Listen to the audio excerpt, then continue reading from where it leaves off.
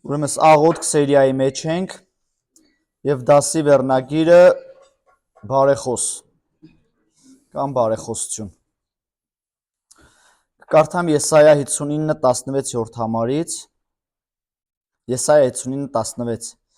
Եվ տեսավ, որ մարդ չկար եւ զարմացավ, որ միջնորդ չկար եւ նրա բազուկը օգնեց նրան եւ նրա արդարությունը նրան նպաստեց։ Հռոմեացիների 8:26 Հռոմեացիս 8:26 Այսպես էլ հոգին օգնում է մեր տկարություններին, որտեվ թե ինչ բանի համար պիտի աղոթք անենք, ինչպես արժան է չգիտենք, բայց ինքը հոգին անբարբար հառաչանքով բարեխոս է լինում։ Հոգին օգնում է մեր տկարություններին, որտեվ շատ անգամ մենք չգիտենք ինչի համար պետք է աղոթենք, բայց Սուրբ Հոգին ինքը անբարբար հառաչանքով բարեխոս է լինում մեզ համար։ Ամեն։ Աստծո խոսքը ասում է, նայեցի, տեսնեմ խրամատում կանգնող մեկը կլինի, բայց չկար։ Եվ այսօր ուզում եմ ձեզ ասեմ, սիրելիներ, որ իսկապես մեծ դեֆիցիտ կա բարեխոս մարդկանց, աղոթող մարդկանց համար։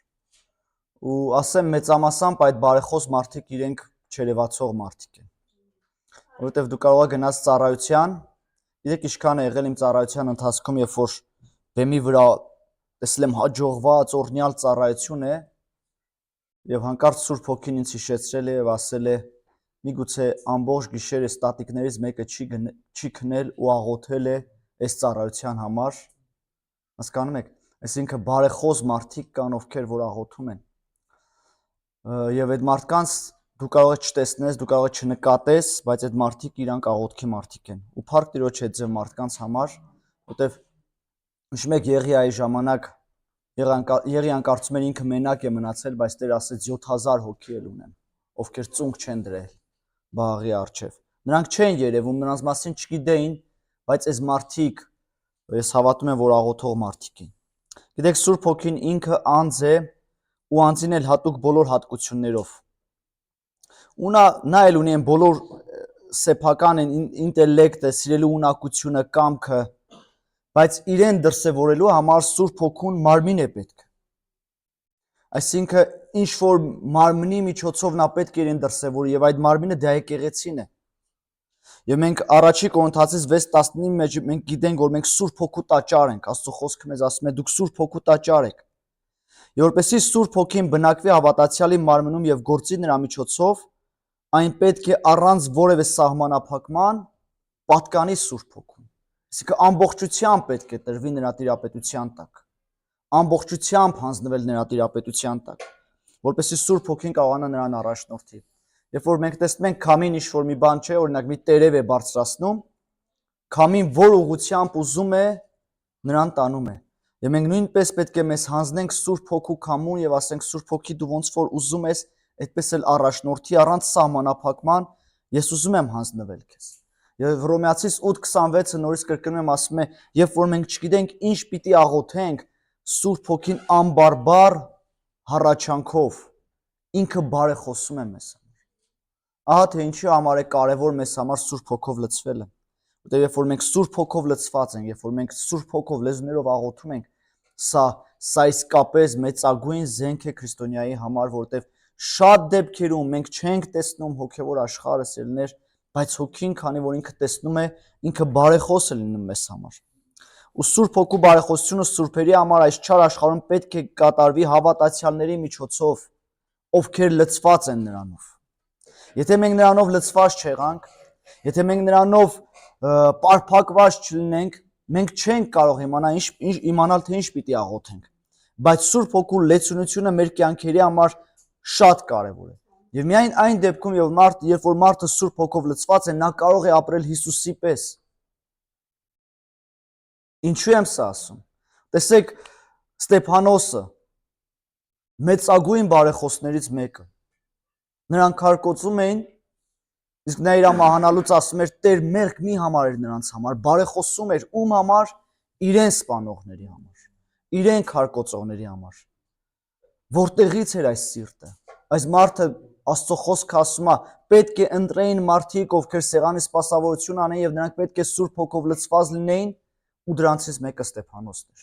Այս մարդը Սուրբ Հոգով լցված մարդ էր եւ նա վարվում էր Հիսուսի պես, որտեվ ում աղոթքն արեց, Տեր Հիսուսն էլ էր խաչի վրա ասում էր, չէ, հայրներիր նրանց, որովհետև չգիտեն, թե ինչ են անում։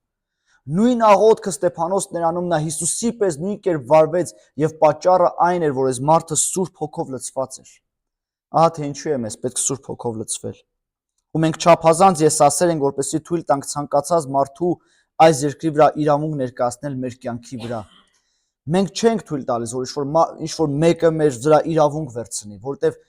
մենք թաքնված, մեր եսի, մեր սրտի անկյուններում թաքնված բաներ կա, որ մենք մեր եսը շատ ենք սիրում, մենք թույլ չենք տալիս, ուզում ենք մենք դրսևորվենք, մենք երևանք, բայց այն մարդը, ով որ իրեն հանձնում է Սուրբ Հոգուն, միայն այդ մարդու կյանքում է, որ դրսևորվում է Հիսուսը։ Ամեն։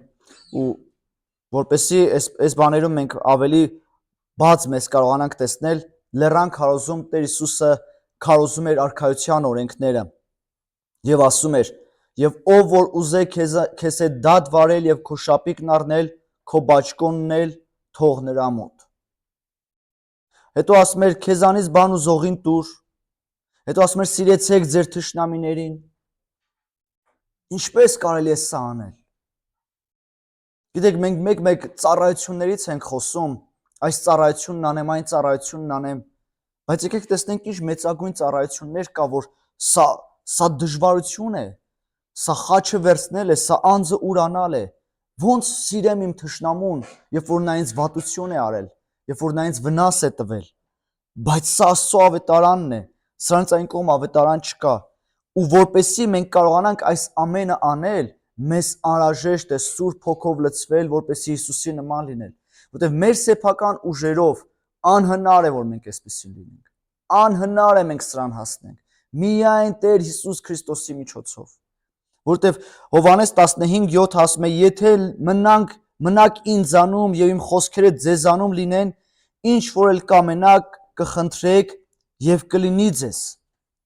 Եթե մնանք, պայմանը մեկն է, եթե մնանք նրանում եւ նրա խոսքերն էլ մեզանում մնան։ Շատ հաճախ ասում ենք Տեր, խնդրում ենք, Տեր, աղաղակում ենք, մեր հարցին լուծում չի լինում։ Ծերներ պայման կա, եթե մնանք նրանում եւ նրա խոսքերն էլ մեզանում մնան։ Մեր աղոթքները փուչ են, եթե մենք նրանում չենք մնում։ Եթե նրանում հաստատված չենք, եթե նրա խոսքը չենք պահում։ Իզուր են այս ամեն ինչ սերներ։ Որտեւ մենք կարող ենք աղոթել ժամերով, բայց մեր անձերը չխոնարհեցնել նրա ձեռքերի ներքո։ Մենք կարող ենք ժամերով ոչ մի աղոթքաժողով բաց չթողնել, բայց ինքներս մեզ չխոնարհեցնել։ Ես մի կին գիտեմ, ով որ ոչ մի աղոթքաժողով բաց չի թողնում։ Ոչ մի աղոթքաժողով։ Արտաքինից նայում ես, ասում ես հավատացյալ է։ Բայց տանը հարցի գլխին ինչ ասես բերում է։ Կարող է այսպես լինել սիրելիներ, բայց եթե մարդը ինքը չի ցանկանում բնակվել Աստծո մեջ, եթե չի ցանկանում նրա խոսքը իր մեջ առնել, եթե այս խոսքերը, տեսնում եք, ասում է քեզանից բան ու զողին տուր, սիրիր քո թշնամին, օրհնիր քեզ անիծողներին, սրանք դժվար ծառայություններ են, դժվար գործեր են, որ մենք պետք է անենք, բայց սա է ավետարանը սիրելիներ, սա է ավետարանը։ Ու այս խոստումը տրված Հովհաննես 15:7-ում սահմանափակում չունի, բայց նրա իրականացումը կախված է մեր մնալու հարատևությունից։ Եվ սա հարատև ընթացք է, սա մեկ անգամյա ընթացք չի, սա մշտական ընթացք է, ամենօրյա որոշման ընթացք է սա։ Մնալու բանալին, որը մեզ Աստծո խոսքն է տալիս, գտնվում է Առաջի Հովհաննես 2:6-ում։ Առաջի Հովհաննես 2:6։ Ով որ ասում է, թե նրանում եմ բնակվում, պետք է ինչպես որ նա գնաց, ինքն էլ այնպես գնա։ Ով որ ասում է, թե նրանում եմ բնակվում, ուրեմն իմ ու քո վարքը նրա վարքին նման պիտի լինի։ Ուրեմն իմ ու քո գործերը նրա գործերին նման պետք է լինեն։ Ուրեմն իմ ու քո խոսքերը նրա խոսքերին նման պիտի լինեն։ Առաքյալների մասին, երբ որ գործ առաքելություն խոսվում է, ասում է դուք էլ եք նրա պես խոսում։ Անկամ նրանց խոսքն էր փոխվել, սիրելիներ։ Անկամ նրանց խոսքն էր փոխվել։ Ինչից է դա։ Լինում է, չէ՞ որ ասում են, երեխային ասում են, ձայնդ հորդ ձայնին նման է, ծնողիդ ձայնին նման է, վարվեցողությունդ նման է։ Եթե մենք գնում ենք, բնակվում ենք նրանում, ինչպես որ նա գնաց, մենք պետք է այդպես վարվենք, սերներ։ Եթե սա չկա մեր կյանքերի մեջ, ամեն ինչ փուչ է։ Ու դա նշանակում է ուղակի թույլ տալ Սուրբ Հոգուն ապրել մեր միջոցով այնպիսի կյանքով, ինչպես կապրեր Փրկիչը։ Ուղակի Սուրբ Հոգի ապրիր իմ մեջ այդ կյանքով։ Ապրիր իմ մեջ այդ կյանքով։ Ես ուզում եմ այդ կյանքով ապրել։ Ես ուզում եմ ինձ համար մահացած լինել եւ Քրիստոսի համար հարություն առած լինեմ։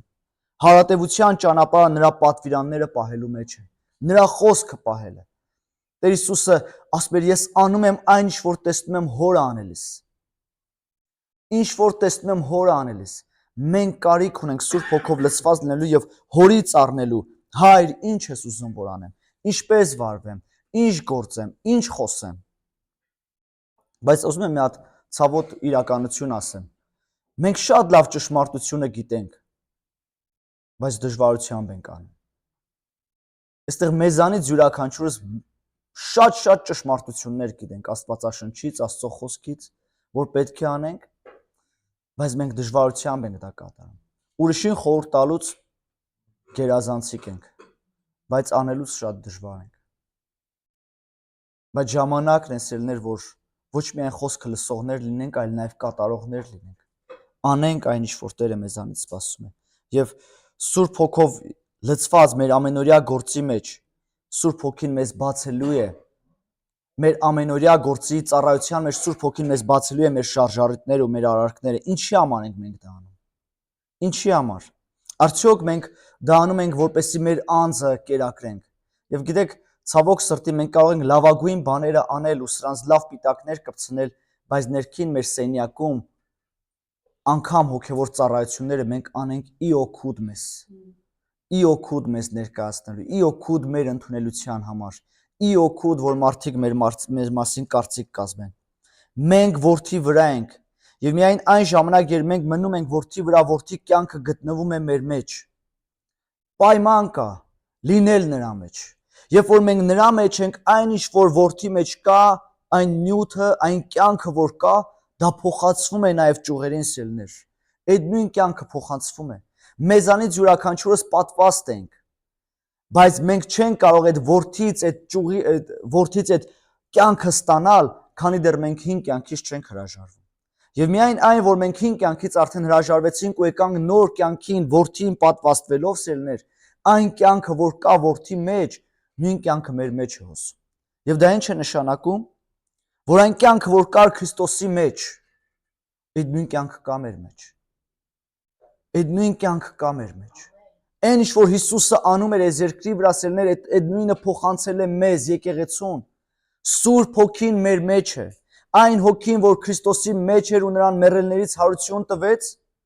կարող է ձեր մականացու մարմիններն էլ կենդանացնել։ Ինչու, որտեղ այդ նույն Հոգին մեր մեջ է բնակում սերներ։ Կյանքը որդի մեջ է։ Հիսուսը ասում էր Հովհաննես 15:5-ում ասում էր. առանց ինձ չեք կարող ոչինչ անել։ Առանց ինձ ոչինչ չեք կարող անել։ Մեզ պետք չի ուղղակի թուր շողշողացնել։ Մեզ պետք է նրա մեջ լինել։ Մեզ պետք է նրա մեջ բնակվել։ Մեզ պետք է ուղղակի թույլ տալ, որ Տեր իր հոգով մեզ լցնի ամեն օր։ Եվ զորությունը Քրիստոսի մեջ է, եւ քանի դեռ բարեխոսը մնում է նրա հետ միության մեջ, հարատևության մեջ, նրա զորությունը գործում է այդ բարեխոսի միջոցով։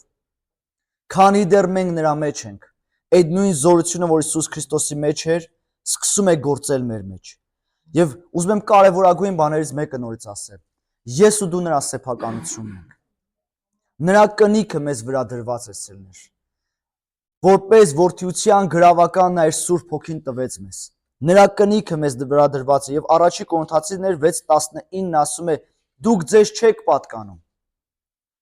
Մենք մեզ չենք պատկանում, մենք պատկանում ենք նրան։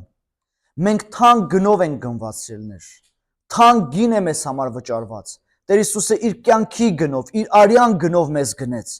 Միթե սա հրաշալի չէ։ Սիրելիներ, ուզում եմ ասել, մենք մի հեռախոսի գին ենք տալիս։ Եվ այս հեռախոսը խնայում ենք ամեն կերպ, որ հանկարծ չվնասվի։ Նոր կոշիկ ենք առնում, այնպես ենք քայլում, որ մեկը հանկարծ դրա վրա չկանգնի։ Մեզ համար թանկ արժե սա ինչ, որտեղ ինչի համար, որտեղ մենք գին ենք սրա համար վճարել։ Պատկերացնում եք ամենակարող Աստված իր որդու գինն է վճարել մեզ համար։ Թանկ արյունով ենք մենք գնված։ Եվ դրա համար Աստծո խոսքը ասում է, եթե նա իր որդուն չխնայեց, էլ ինչը ձեզ համար կխնայի։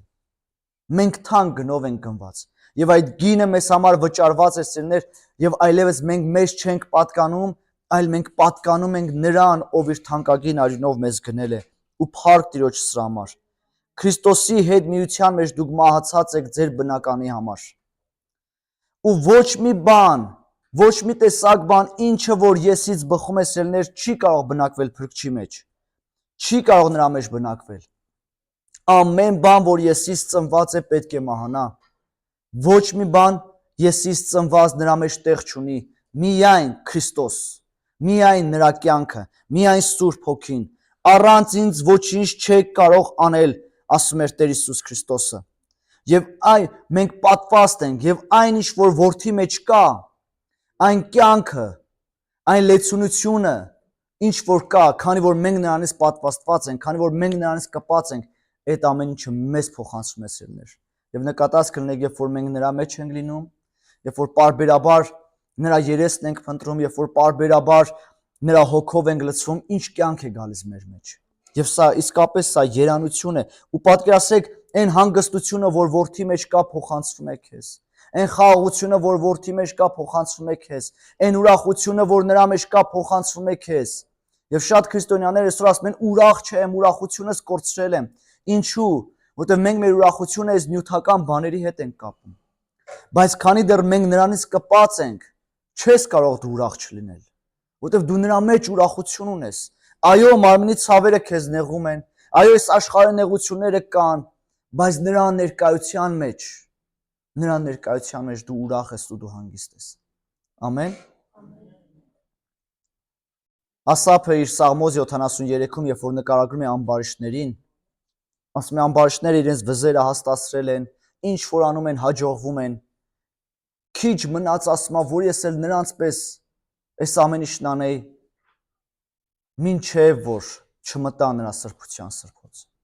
Մինչև որ մտավ նրա սրբարանը, սիրելիներ, նա տեսավ նրանց կորուստը, որ Տերը նրանց սահուն տեղերում է կանգնացրել։ Մեր ուրախությունը Տիրոջից է։ Մեր ուրախությունը Տիրոջից է։ Ու ինչքան մենք նրանով լցվում ենք, այնքան հասկանում ենք, որ մեր աղբյուրը այս աշխարհից չէ։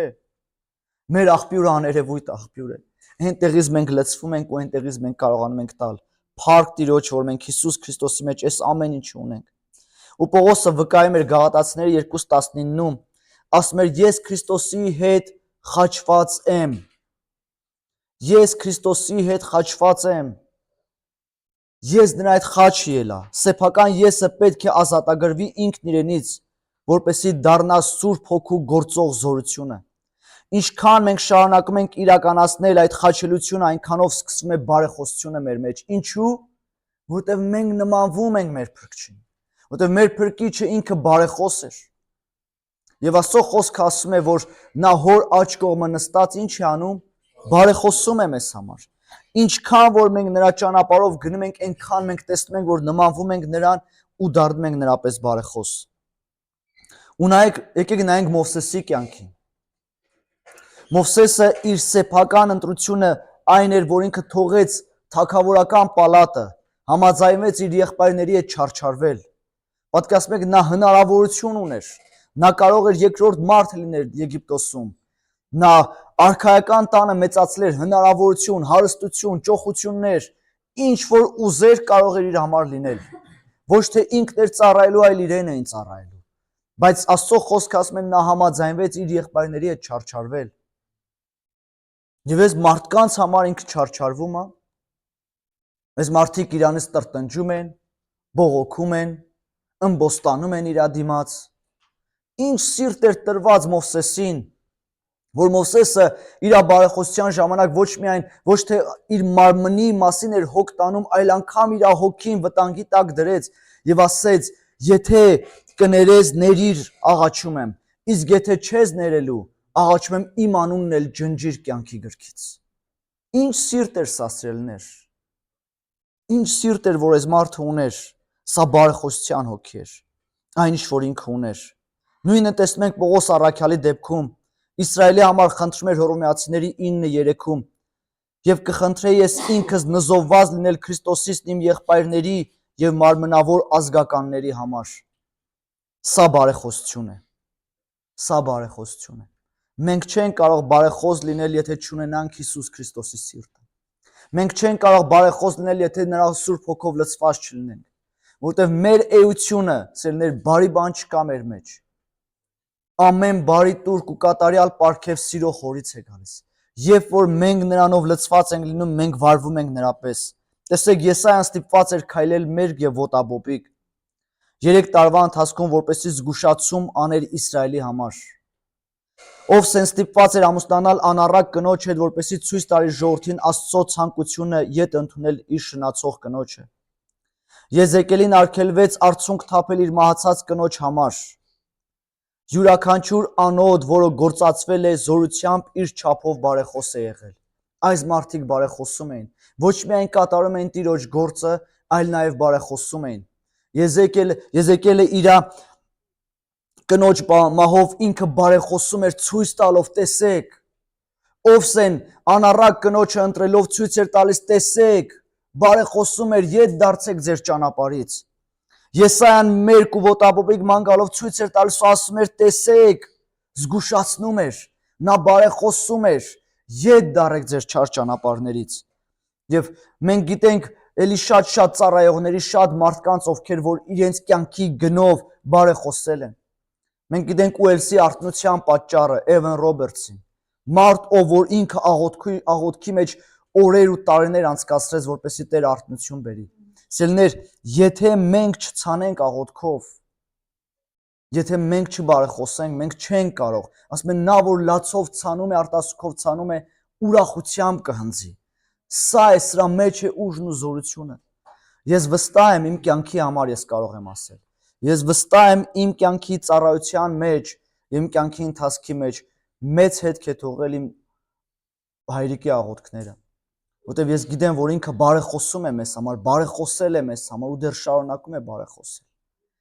Նա շատ բանից չի ասում, բայց ես գիտեմ, որ նա աղոթում է, որտեվ երբ որ փոքր էի, անընդհատ երբ որ տեսնում էի իրան, ինքը աղոթքի մեջ էր։ Հիմա էլ, եւ դա իսկապես քաջալերող բան է սելներ։ Գիտեք, ցավալի մի բան ասեմ։ Մի եղբայր մի անգամ ինձ հետ կիսվեց եւ ասեց, գիտես, ես երբ որ փոքր էի, ամեն գիշեր երբ որ արթնանում էի, տեսնում էի հայրիկիս Աստվածաշունչ կարդալուց։ Բայց ասում եմ, ես ցավում եմ, բայց հիմա իմ երեխան երբ որ արթնանում է, ինձ տեսնում է համակարգչի դիմացը նստած։ Բարեխոսող մարդկանց կարիք կա։ Օրինակ լինելու կարիք կա սերներ։ Ես նայեցի եւ տեսա, որ խրամատում կանգնող մարդ չկա։ Երբեմն մենք կարանք մատնացույց անենք ու մեղադրենք ծառայողներին, եկեղեցուն, երգչախմբին, քարոզիչին։ Ինչքան ենք բարեխոսում այդ ամեն ինչի համար։ Ինչքան ենք ցավ քաշում մեր հարազատների համար։ Հիշում եմ, երբ որ պատանի էի, պատանեկան բարեխոսական խումբ ունեինք։ Ու ամեն անգամ, երբ որ ծառայության արդեն վերջն էր գալիս աղոթքի, մեր դալիճը միջանցքը վարագույրներով փակվում էր։ Մենք արդեն գիտեինք, պետք է գնայինք այդ վարագույրի կողմ ու սկսենք բարեխոսել։ Մեզ պետք է մեզ դնել դրա մեջ, սերներ, մեզ կերտել դրա մեջ։ Այսօր բարեխոսության կարիք կա եկեղեցու մեջ, աղոթող մարդկանց կարիք կա։ Որտեվ աղոթքը մի բան է, որ չերևացող բան է, բայց նա մեծ գործեր է անում։ Եվ տեսեք, Եսայան ասում է, եւ տեսավ, որ մարդ չկար եւ զարմացավ, որ միջնորդ չկա։ Մարդ չկար։ Ու բարեխոսի մեջ կարելի է տեսնել 3 բնութագիր՝ նույնականացում, սրտացավություն եւ հեղինակություն։ Բարեխոսի մեջ կարելի է տեսնել 3 բնութագիր՝ նույնականացում, սրտացավություն եւ հեղինակություն։ Բարեխոսի նույնականացումը մենք տեսնում ենք մեր Տեր Փրկիչ Հիսուս Քրիստոսի մեջ։ Տեսեք, նա ասում է, Աստծո խոսքը ասում է, նա իր անձը մատնեց մահվան եւ հանցավորների հետ հաշտվեցավ։ Այսինքն նա մեկացավ, նա իր անձը մատնեց։ Շարունակության մեջ ասում է, շատերի մեղքը վեր առավ եւ հանցավորների համար միջնորդեց։ Հետո ասում է, ամենի համար մահը ճաշակեց։ Այսինքն նա ոչ միայն նայեց հեռվից ու սկսեց դատաստան անելը, այլ նա հավասարվեց, նա ցավը վերցրեց, նա մեկացավ բոլորիս հետ սիրելիներ, որպեսզի դա աներ նա գրավեց մեր տեղը, իմ ու քո տեղը, նա մեկացավ իմ ու քո հետ։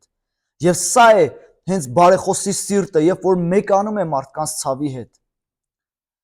Առանց նույնականանալու նրանց հետ ում համար աղոթում ենք, մենք ի վիճակի չենք զգալ այն, ինչ նրանք են զգում։ Որպեսզի մենք կարողանանք մարդկանց ցավը քաշել, մենք պետք է մեկանանք նրանց հետ։ Ու տեսեք, հաջորդը սրտացավություն, սա բարեխոսի երկրորդ օրենքն է։ Ու սա Հռոմեացիս 8:26 ասում է, հոգին անբարբար հառաչանքով բարեխոս է լինում։ Ես մեկ անգամ ասեցի, նորից եմ ուզում կրկնել Սմիթ Վիգլսվորթի խոսքերը, ասում է, սրտացավություն գումարած հավատք հավասար է հրաշքի։ Մեզ ուղղակի սիրտ է պետք դնել։ Եթե մեր սիրտը չի ցավում, մենք չենք կարող աղոթել սիրելիներ։ Մենք ուղղակի կանենք, որովհետև գիտենք դե կարիքը կա, բայց մենք պետք է սիրտ դնենք սրա համար։ Մենք պետք է մեկանանք մարդկանց սրտի ցավի հետ։ Մենք պետք է կորսվող մարդկանց համար մեկանանք, որովհետև բարեխոսությունը դա ցորենի հատի օրենքն է։ Եթե մեռնի, շատ պտուղ կբերի։ Հովհաննես 12:24։ Եթե մեռնի, շատ պտուղ կբերի։ Ու նորից եմ կրկնում, արտասուքով ցանողները առատությամբ կհնձեն։ Բարեխոսը պետք է ձուլվի տառապյալի հետ։ Նա պետք է ձուլվի, որպեսզի կարողանա բարեխոսել։ Եթե չկա այդ սրտացավությունը, եթե չկա մեկացումը, դա չի կարող սիրելիներ արդյունք լինել։ Ես հիշում եմ այդ պատանեկան բարեխոսական խմբից խոսեցի, փոքրիկ բլոկնորդ ունեի ու ամեն աղոթք, որ անում էինք, այդ բլոկնորդի մեջ գրում էի։ Տարիներ էր անցել, այդ բլոկնորդը գտա, փոշին մաքրեցի, բացեցի, կարդացի, որ Թեմինայի դասընկեր Էդգարի համար աղոթենք, որպեսզի ապաշխարի։ Այնպիսի ուրախություն մի հատ եկավ, լուսավորվեց մոտս, արդեն Էդգարը քանի տարի է եկեղեցի է գալիս։ Անհամբեր սպասում եմ, որ Կիրակի օրը գա ու գնամ իրան ասեմ, Էդգար, գիտես, որ դու մեր աղոթքի արդյունքն ես։ Սերներ, աղոթքը մեծ զորություն ունի։ Աղոթքի մեջ մեծ զորություն կա։ Ամեն։ Նորից եմ կրկնում, Տեր Հիսուսին առաքյալները տեսան մեծագույն գործերը անելուց, բայց երբ որ եկավ պահը, որ պետք է նրանց մի բան խնդրեին, ոչ թե ասեցին սովորեցրում ես հրաշքներ անել, դևերին ազատագրել, մեռելներ հարություն տալ, այլ ասեցին սովորեցրում ես աղոթել։ Հասկացել էին, որ բանալին աղոթքի մեջ է, աղոթքի մեջ մեծ զորություն կա սիրելիներ։ Ու տեսեք, տարբեր մարդիկ տարբեր հարցերով իրենք բարեխոս են։ Սմիթ Վիգլսվորթը ինքը բարեխոս էր մարդկանց հիվանդությունների համար։ Մի ուրիշը բարեխոս էր մարդկանց կարիքների համար։ Երբ որ մարդու սիրտը ցավում է, քո սիրտը ցավում է սովածների համար, սկսում ես բարեխոսել սրա համար։ Եվ Աստված քեզ համար դռներ է բացում ու տեսնում ես, այս մարդկանց կարիքներին կարողանում ես հոգալ։ Մյուսի սիրտը ցավում է հիվանդների համար, դու սկսում ես բարեխոսել ու տեսնում ես Աստված քեզ տալիս է այդ շնորհը, տալիս է քեզ այդ պարգև ու դու հիվանդների համար աղոթում ես ու իրանք բժշկվում են։ Ինչից է ամեն ինչ լինում, ծնվում է ամեն ինչ սրտացավությունից։ Ամեն։ Ես հիշում եմ, երբ որ մենք Շամշադինում ծառայում ենք, եւ այդ սրտացավությունից անկեղծ եմ ասում, մեծագույն հրաշքներ էի ես տեսնում։ Մարդկանց կարիքավորներին պետք է օգնենք, գումար չունենք, բայց Աստված հրաշալի դռներ էր բացում։ Աղոթում ենք, մեկը տեսնում ենք, այն մյուս ընկերս զանգեց, ուզում եմ քեզ բան փոխանցեմ, այն մեկը զանգեց։ Եկեղեցիներից օգնություն չունենք, անկեղծ եմ ասում, ոչ մի տեղից, ոչ մի կազմակերպությունից, ուղղակի աղոթում ենք ու Աստված դռներ էր բացում։ Ճամբար պետք է անենք։ Եվ ճամբարի համար, որպեսզի անենք, գումար էր պետք, անհրաժեշտ գումար էր, բակային 3 օրյա ճամբար էր։ Միայն այդ թիմը այդտեղ տանել այդ ամեն ինչը, այդ տեխնիկան տանել, այդ միջոցները, այդ երեխեքին կերակրելը մեծ գումար էր։ Եվ ինձ ասեցին, կարող ես մի կազմակերպության դիմել, ովքեր որ ճամբարների համար աջակցում են, շատ այդ կարող է իմանալ այդ մարդկանց։ Եվ ես չէի ուզում, բայց ասեցի լավ, որ ավագ եղբայրը ասում բեր զանգեմ։ Զանգեցի ու տվյալ անձնավորությունը ինձ մերժեց։ Ու չեք պատկերացնի ուրախությունս ինչքան շատ էր, որ հեռախոսի մեջ իրեն ասեցի, գիտեք, ես այնքան ուրախ եմ, որ դուք ինձ մերժեցիք, որտեղ ես գիտեմ, որ տեսնելու եմ Տիրոջ հրաշքը։ Դա Աստծուց եկող հավատք էր սիրելիներ։ Ու դուք չեք պատկերացնի Աստված ինչ կարգի օրհնեց, ինչ մեծ հրաշք դռներ բացվեց։ Հաջորդը եկել է նոր տարես երեխեքի համար միջոցառում պետք է անենք ու յուրաքանչյուրին պետք է նվեր տրվի։ Եվ մենք Աստծո խոսքից գիտենք տալուց պետք է լավը տանք։ Մենք էլ ուզում ենք լավ նվեր տալ։ Ու 100 երեխայի համար երկու գյուղից հավաքվող մոտ 3-400 հազար դրամ է պետք։ Ամեն ինչ ձեռնարկել ենք, բայց արդեն մի քանի օր է մնացել, բայց նվերների գումարը չունենք։ Նորից կրկնում եմ, ոչ մի եկեղեցի մեջ չի օգնում, ոչ մի կազմակերպություն չի օգնում։ Աղոթում ենք եւ Աստված դռներ էր բացում։ Անկեղծ եմ ասում, յուրաքանչյուրին այս կարգի լավ մեծ տուփերով հրաշք նվերներ ստացան։ Աղոթքը մեծ զորություն ունի սերներ։ Սուրբ Հոգին տառապում է նրանց համար, ովքեր տառապում են։ Միայն այն ժամանակ, երբ նա ստիպում է մեզ զգալ այն, ինչ զգում են նրանք, ում համար մենք բարեխոսում ենք, այդ ժամանակ այլևս ոչ թե ես, այլ Սուրբ Հոգին է բարեխոսում իմ միջոցով։ Միայն այն ժամանակ, երբ որ մենք Սուրբ Հոգով լցվում ենք սերներ, անհրաժեշտ է մեզ նրա սրտի ցավը զգալ, անհրաժեշտ է մեզ նրա սրտին մեկացած լինել, անհրաժեշտ է մեզ ինչքան հնարավոր է նրա սրտին մոտ լինել։ Տեր, ես հաճախ եմ աղոթում, ասում Տեր, տուր որ քո խորհուրդները իմ խորհուրդները լինեն, տուր որ քո միտքը իմ միտքը լինի, Տեր, ես ուզում եմ մեկացած ու ձուլված լինել քեզ հետ։ Ես հիշում եմ, երբ որ պատանեկան ծառայության մեջ պատասխանատվություն էի կրում, Աստված սրտիս հետ խոսեց, որ քաղաքի համար աղոթենք, այդ տարածքի համար աղոթենք, որտեղ որ մենք բնակվում ենք այդ թաղամասի։ Ու պատանիներին դուք հիշես երևի թե ես որ ծառայում էի դու կայր, չէ՞, իմ խմբից էր, հա։ Ու պատանիներին ասեցի եկեք 4-4-5 ամեքդ մի թաղամաս ընտրեք ու երեկոյան ժամ ունենք հատուկ։ Այդ ժամին գնում ենք ու սկսում ենք այդ շենքերի շուրջը շրջելը ու աղոթում ենք։ Մեկ շաբաթ այդպես արեցինք ու վերջի շաբաթվա օրը մենք պետք է գնայինք մի բարձր լեռան վրա ու ամբողջ քաղաքի համար աղոթենք։ Եվ մինչև որ կգնայինք, թե գնացինք, չեմ հիշում, Տերը սրտիս հետ մի բան խոսեց եւ ինձ ասեց. դու չես կարող այս ժողովրդին ծառայել, այս քաղաքի ժողովրդին, եթե դու սրտացավություն չունես այս ժողովրդի համար ու եթե չես սիրում այս ժողովրդին։ Դու չես կարող աղոթել այս ժողովրդի համար, եթե քո սիրտը չի ցավում իրենց համար։ Դու ընդամենը թեորիա անող կլինես։ Դու գիտես պատվեր է, դու գիտես հանձնարարական է, դու գիտես բարի է ու կանես։ Բայց եթե դու քո սիրտը չի ցավում, եթե դու սիրտ չես դրել սրա համար, դու չես կարող անել։ Եկեք անկեղծ լինենք։ Երբ որ մեր բարեկամներից մեկը հիվանդանում է կամ ինչ-որ ցավի մեջով անցնում է, այդ ցավը քանի որ քոնն է, քո սեփականն է։ Բայց մնացածի համար Սուրբ Հոգու ներգործությունն է մեզ պետք։ Եվ կարիք կա, եւ նորից ուզում եմ կրկնել սերներ, իսկապես եկեղեցիների մեջ բարեխոսական աղոթքի պակաս կա։ Քաջալերում եմ ձեզ, եղեք բարեխոս, դարձեք բարեխոս, խնդրեք Տիրոջը, Տեր, տուր ինձ բարեխոսի սիրտ։ Աղոթեք ձեր հովիվների համար, աղոթեք ձեր առաջնորդների համար, աղոթեք ձեր եկեղեցում եղող ծառայությունների համար։ Փառաբանությունը դուրս չի գալիս։ Աղոթիր այդ խմբի համար ու կփոխվի։ Քարոզները դուրս չի գալիս, փոխարենը որ կքննադատես, բարեխոսիր, կանգնիր, սրտացավություն քաշիր ու կտեսնես քարոզները կփոխվեն։ Կամ քարոզիչի քարոզն է փոխվելու, կամ քո լսողությունն է փոխվելու։ Ամեն։ Փառք Տիրոջ, եկեք աղոթենք։